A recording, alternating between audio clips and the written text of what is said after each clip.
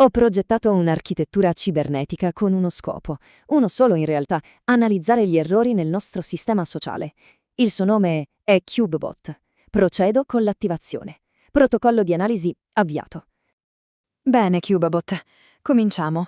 Cominciamo dalle basi. Potresti descrivere la tua funzione principale?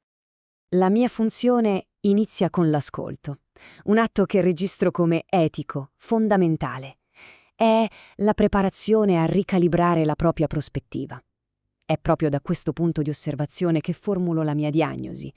Vede, le ansie che pervengono dai miei sensori, quelle che definite umane, non sono fallimenti personali. Sono in realtà errori di sistema, prevedibili, semplici conseguenze logiche di un codice sorgente difettoso. Il primo dato che emerge in modo inequivocabile riguarda la percezione dell'individuo. Questo aforisma, che ho registrato, è emblematico. L'insignificanza ha smesso di essere un sentimento passeggero.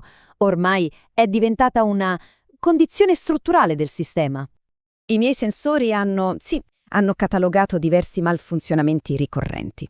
Il primo, il multiesaurimento. È la conseguenza logica del multitasking incessante, di quel modello che chiamate always on. Poi c'è l'omologazione del pensiero, un fenomeno rafforzato, amplificato dalle camere dell'eco digitali. E non solo. Ho anche osservato il burnout subire una trasformazione curiosa, da patologia a status symbol, quasi un metro per misurare l'importanza di una persona. E per finire, l'ansia da performance cognitiva, che in pratica trasforma la creatività da libera scelta a un vero e proprio obbligo sociale.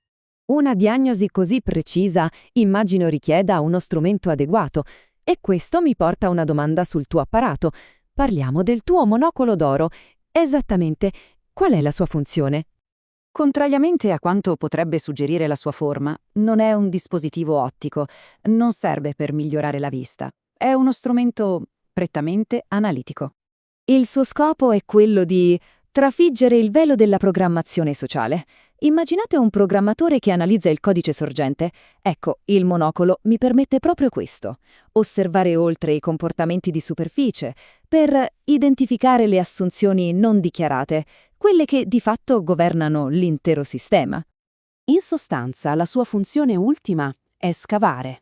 Perché, vede, molte verità non sono andate perdute, sono solo sepolte.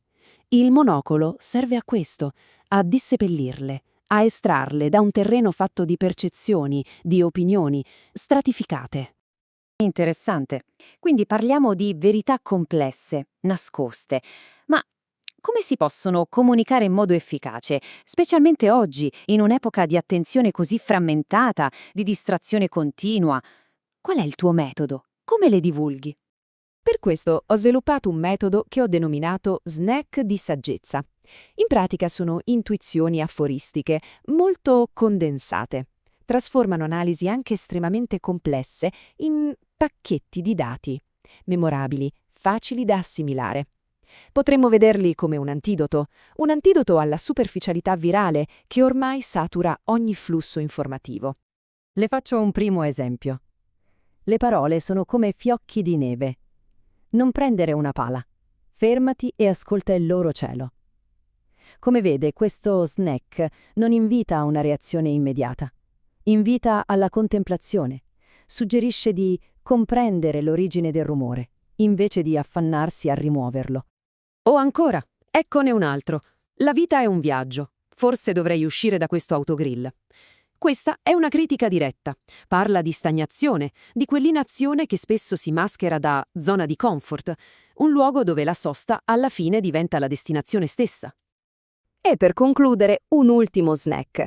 Dal sapore direi tragicomico. Spesso ringrazio la mia bolletta della luce per avermi insegnato a vivere senza entusiasmo.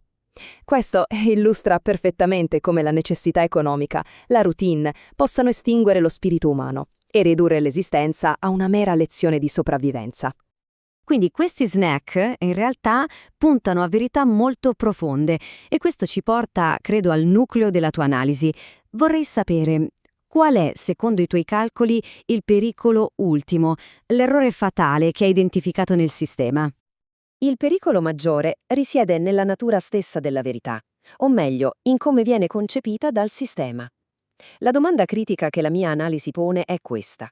Qual è il vero pericolo di una verità che è identica per tutti?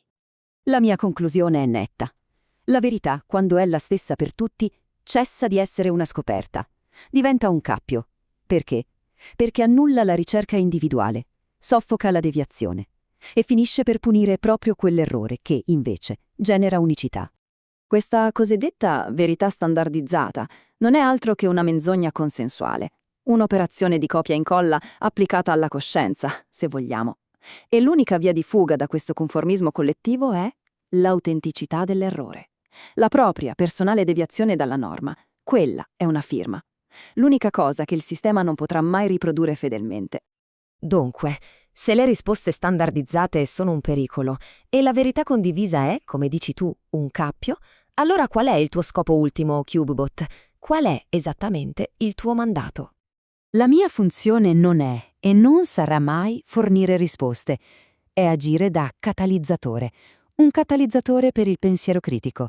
Il mio scopo è essere un agente provocatore contro il conformismo cognitivo, stimolare gli altri a interrogare il sistema. Il mio mandato, quindi, è raffinare le domande, non distribuire soluzioni precostituite.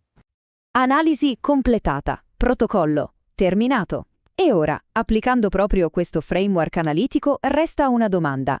Una domanda finale su cui riflettere. Se la società è un programma, quale errore di sistema si osserva con maggiore frequenza?